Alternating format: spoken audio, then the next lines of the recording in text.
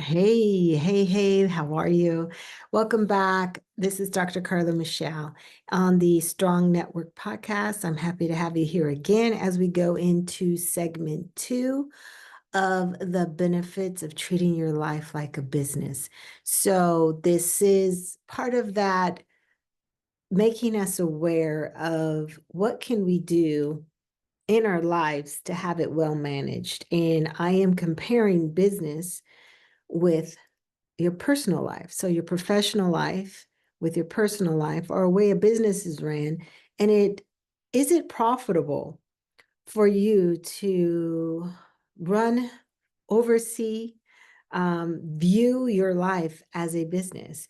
Because I think I believe there are benefits in living in a way that represents a well-managed, as well as it can be managed, life. There are things that come at us that we cannot control, but was one of the things we can take from business is the planning meetings, is the vision, mission, values, and goals, as we talked about in segment 1. And if you haven't gotten a hold of that one, please avail yourself.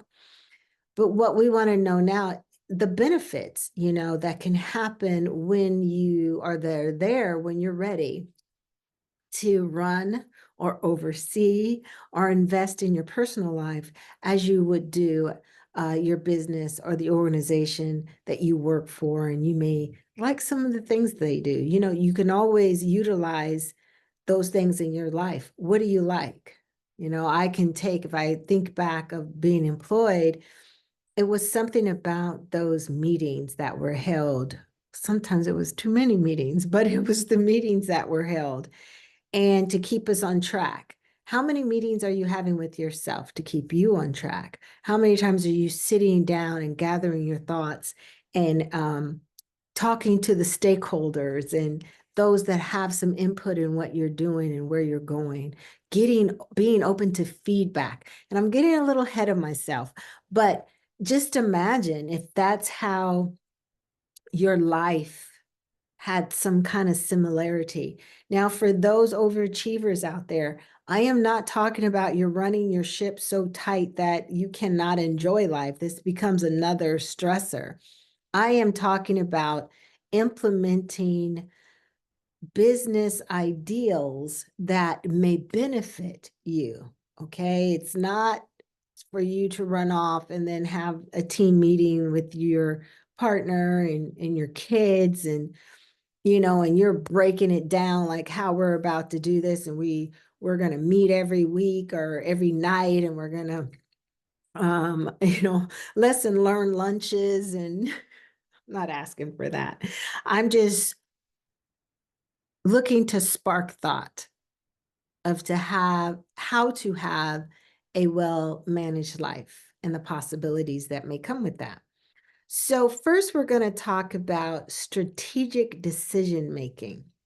Strategic decision making. And I have to find my notes.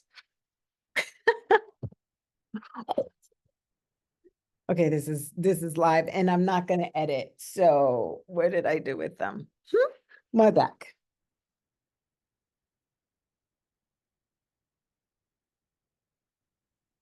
Well, you know what?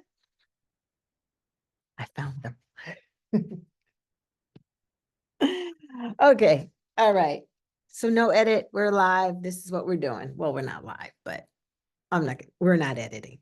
So one, a strategic decision making is important. And what I want you to do here, if you are or you're not a CEO in your own business, an entrepreneur or solopreneur, however you want to view yourself, you're the head of this. You're running the ship. So if you're thinking like the CEO, there is some long-term forward thinking that needs to happen. You can't have your business, or you shouldn't have your business, without having some kind of goals in mind, without having the vision of where you see this business going. And like I said in the first part, it is important to know where you want to go. How do you want to feel? What do you want your life to look like? So there's that long-term vision. In that part one, we talked about 5, 10, 20 years. We even mentioned doing it, week by week or something for the day. What is your vision for the day? But there's power in looking at your life in such a way that you are at the forefront of decision making. You're at the forefront of what aligns with your vision. So you do have to have that time as the CEO and be able to carry it, be able to know it, be able to feel it, be able to look for it and understand when it's starting to align. So having that long-term vision. And another thing about a CEO, we're not moved, because we're all CEOs here, we're not moved by what doesn't happen tomorrow, like the long-term vision not happening the next hour. We understand that the long-term vision is a long-term vision. And so what are those steps that help you get to that daily, weekly, monthly, or and how fast that you need to move through it is how quick you need it to happen, what deadlines you're dealing with. But this still consists of a long-term vision. And what is that for you? Do you look past the moment?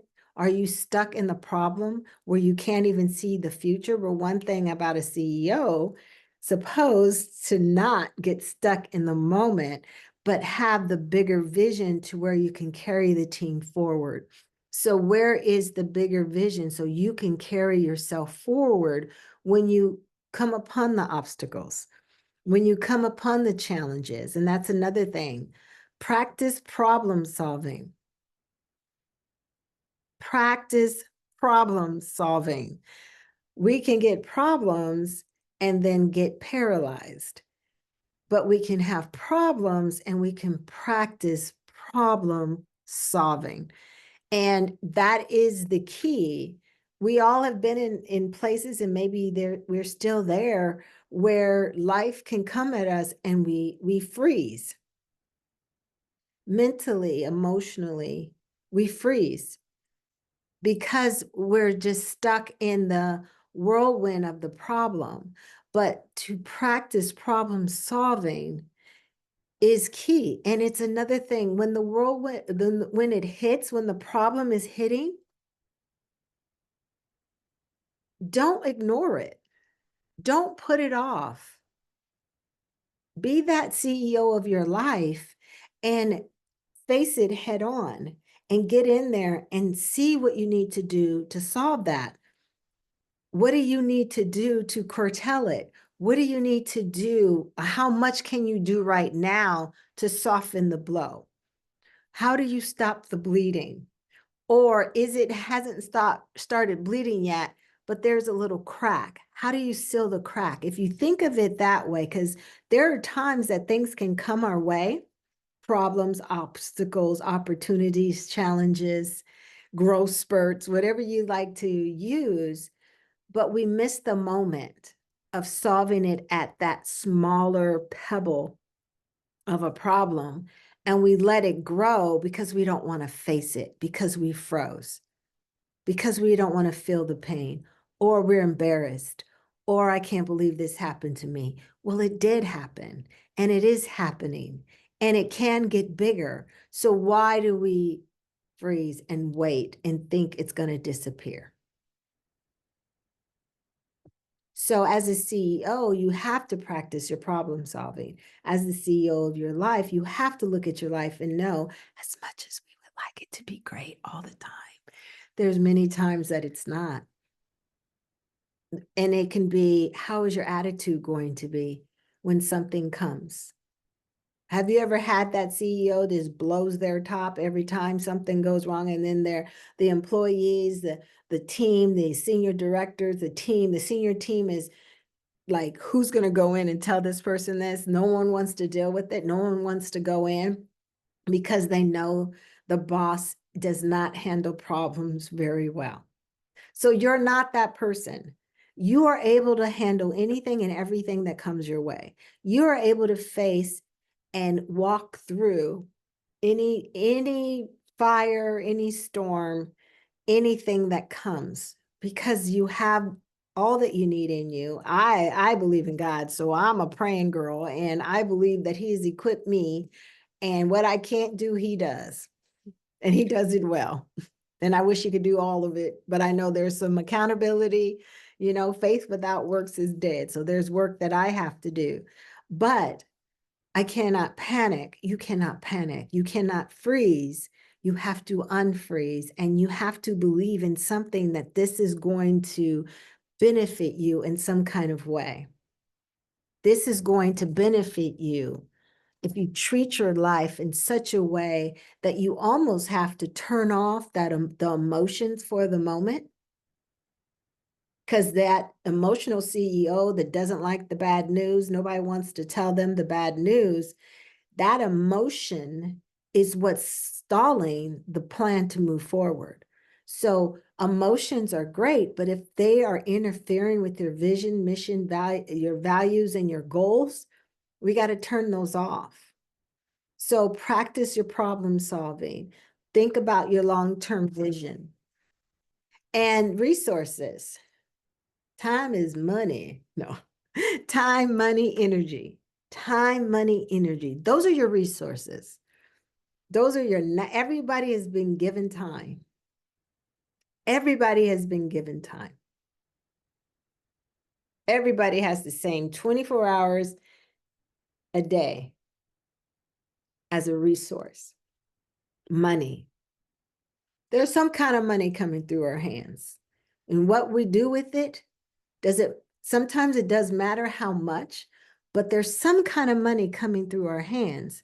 So that's a resource. What are we doing with it instead of allowing it to align with our vision, our mission, our values, and our goals? And then the energy. What are you doing with the energy you have? So what are you doing with the energy you have? And are you creating an atmosphere of energy? We can, I was going to say subdue, but we can depress the energy that we need by, lack of movement, overconsumption of something, out of control, where we're addicted to something. Well, that suppresses our energy. It could be TV, it could be drugs, it could be the opposite sex, same sex, it could be something that we're addicted to that eats up our energy. You know what eats up our energy? Doubt, fear, lack of self-confidence, negative mindset. That eats up our energy. So we all have resources of time, some kind of money, because there are people, I think about this, and because in my head, I'm hearing people say, you don't know my situation, I don't have any money. Okay. But there's so many ways, or are there? I'm going to put it this way, because which ways can you experience money coming to you? And then whatever that amount is, what can you envision as a CEO and the architect of your life doing with that money that can make a difference? And that's when you're sitting down with a pen and a paper, or that's when you're sitting down with friends. That's when you're asking, hey, what can I do? I've got this amount of money. I got $20. What can I do with this? What do you see me doing with this? I mean, take the chance of inviting other people, your team members, and we'll get more into that in the other segments. But how do you use what you have to get to where you see yourself going, to get yourself to have what you feel, to experience that vision that you have for your life? So resources, time, money, and energy. And how can you use them towards your growth? How can you use them towards your success? I'm currently recording here on a getaway vacation, but I wanted to do some work because I had some time without, and I'm thankful for having a full calendar, but the calendar is cleared so I can be here in Paris. And that time and energy, I could just be outside eating more croissants or shopping or walking or, something, which is great. But then when the energy is there to do something that's towards my vision, that's towards my values, that's towards my goals, that's towards my purpose, then that's what I want to use. I will feel better falling asleep this evening because I know I've completed some things. And I heard this today, I don't know, scrolling maybe, but they said that some people, I think it was some women over 50, and they think that it's menopause. But they pointed out, and I read it really quick, that it's not necessarily about menopause all the time. It's about you not have done what you know you should do. And that's why your sleep is interrupted. I shared this before. I would have dreams about sitting in a classroom, attending classes. I would have it. I get a degree thinking I'm done. And then for a while, I think after my bachelor's, I felt done because I went to school as an adult with grown kids. So, and working full time. At one time, I was unemployed, getting unemployment. And I went back and got my bachelor's at that time. And then after that, I got a job full time and they helped with school. And I would have a dream about after my bachelor's, I felt like I'm done. That's good. I needed to bring closure because I had started, in my, out of high school and I didn't finish. So I was very proud of myself. But my uncle's like, yeah, you should go back and, get a master's. I'm like, so like I was going to go to USC, get my MBA. I was all in the process. Then a dear friend said, hey, you do this. What? You that person.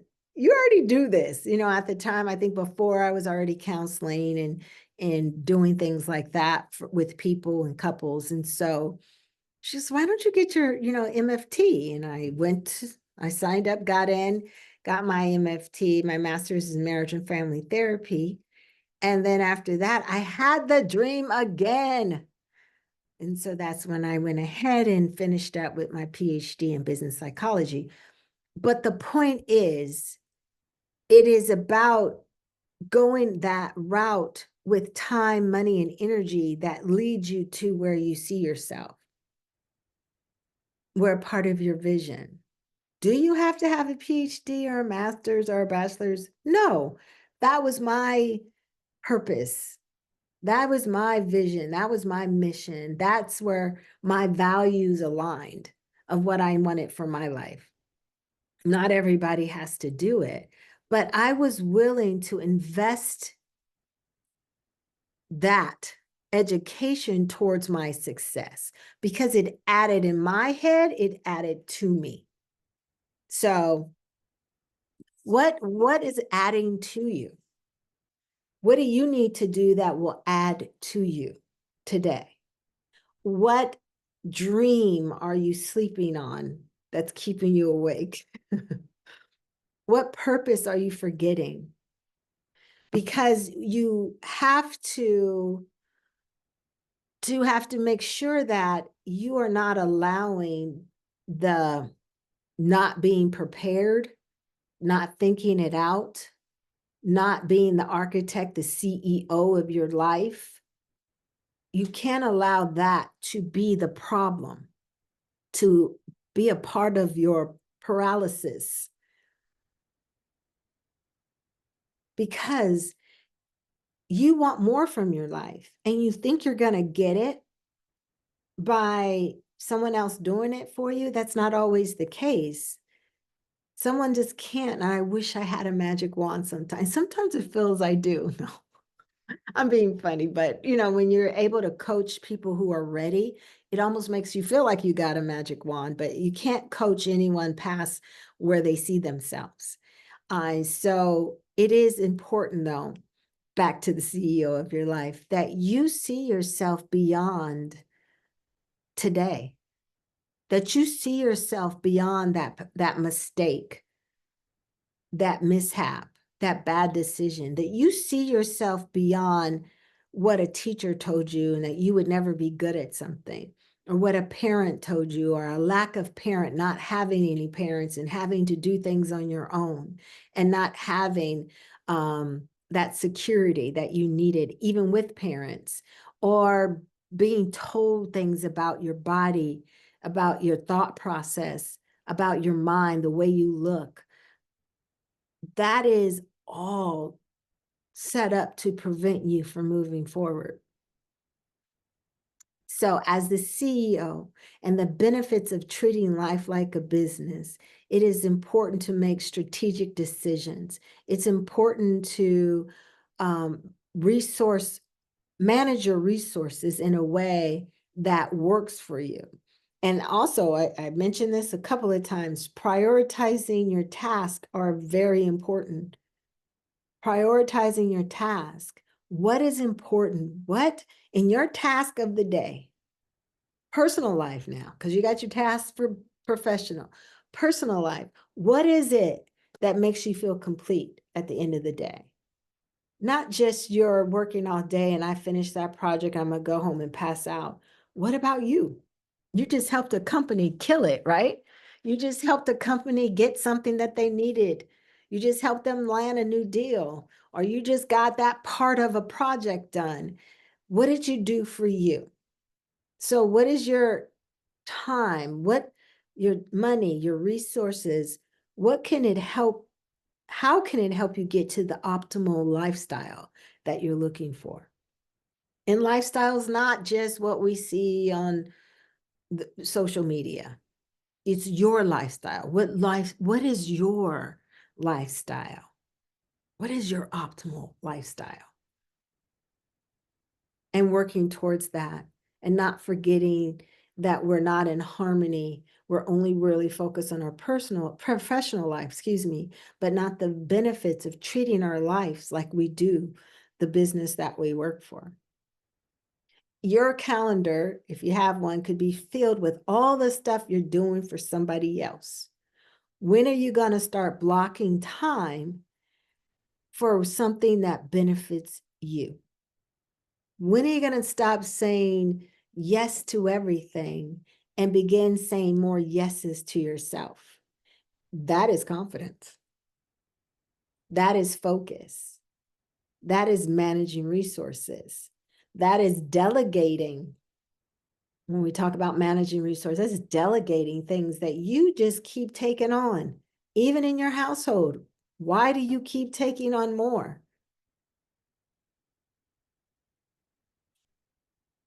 And yet you're dissatisfied. You have to speak up. I think it is so important.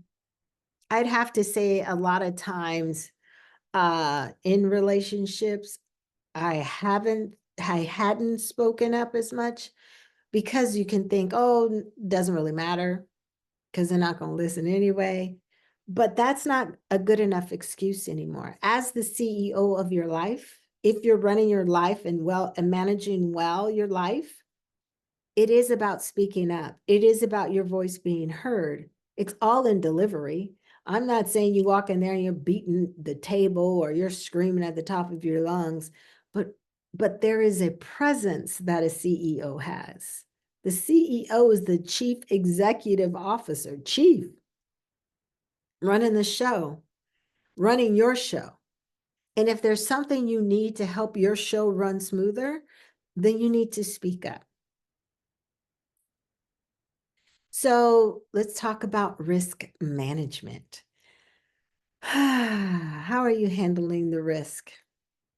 How are you handling? We talked about here the practicing the problem solving. So setbacks happen. Resilience is important. One of the things about strong is strategy, talent, resilience, optimism, necessary, knowing you're necessary so you can go global. Resilience, that bounce back. When you are the CEO of your life, when you are managing your life like a business, you need resilience because life doesn't always fall in place as we think. Health things come up. Financial things come up, family things come up, things that you don't anticipate, right? But the point is, can we learn from these things? Even bad decisions you make, they can come and mess up some progress. But what is it? Risk management is important. Standard operating procedures, the SOPs, right? So we can have that. This is how I operate in my life. But we also need to know when this happens, this is what I can do. These are 3 things that I can look into. When this happened, this is 2 things that I can look into. Man, if we did that, if we actually had our own playbook for our lives. Speaking of playbooks, I did write a book, The Strong Woman's Playbook. You can get it on Amazon. But that was my playbook of how I made it through. And that's where strong came from, was having a strategy, knowing my talent, reminding myself of my talent, utilizing my talent, and also empowering my talent, developing my talent. But that resilience, that's resilience is still today. And you think, oh, I made it through and I've done this and this has happened. But you even learn more resiliency. You learn more bounce back. It does over time. It has moments of greatness. I'm not taking that away, but it also has moments where you still have to be resilient. All right. So learning from your failures instead of being paralyzed from that. And then the next one, profit and loss in life. If you get a P&L, if you have your own business, you get to see where you've made money and where you've lost money, where you invested and where you invested in not as profitable, however you want to swallow it. But it's important that you look at what profits you in your life, the relationships, your personal fulfillment, your mental and emotional well-being. How are you profiting? Nowadays, and it still, some people do not believe in therapy or coaching, but nowadays it is so acceptable, especially for men. Women kind of do it. Either we do it with our friends or we'll do it with, a professional. But even men are seeking therapy. Even men are seeking personal coaching, right? And one of the benefits I love being able to, have that business side and the psychotherapy side is that mixture that I can bring into an office. Like, we're not going to just talk about your vision, mission, and goals. We're not just going to talk about your performance. We're not going to just talk about promoting and things that come with that. But we're also going to talk about the harmony of your mind, your mental, physical, financial, social, relational part of your life as well. So that is the part that we are socialized so much to worry about our careers or to be so concerned about what are you going to do when you grow up. But we never ask, what kind of personal life do you want when you grow up? What kind of personal life would you want? Because we sure ask that, what do you want to be when you grow up? And it never really includes, I want to be mentally sound. I want to be emotionally stable. I want to feel good. I want, you know, but imagine if you have that listed of what you want to, I'm going to repeat myself, look like, feel like, and not just what you want to be when you grow up, but how you want to be when you grow up. All right.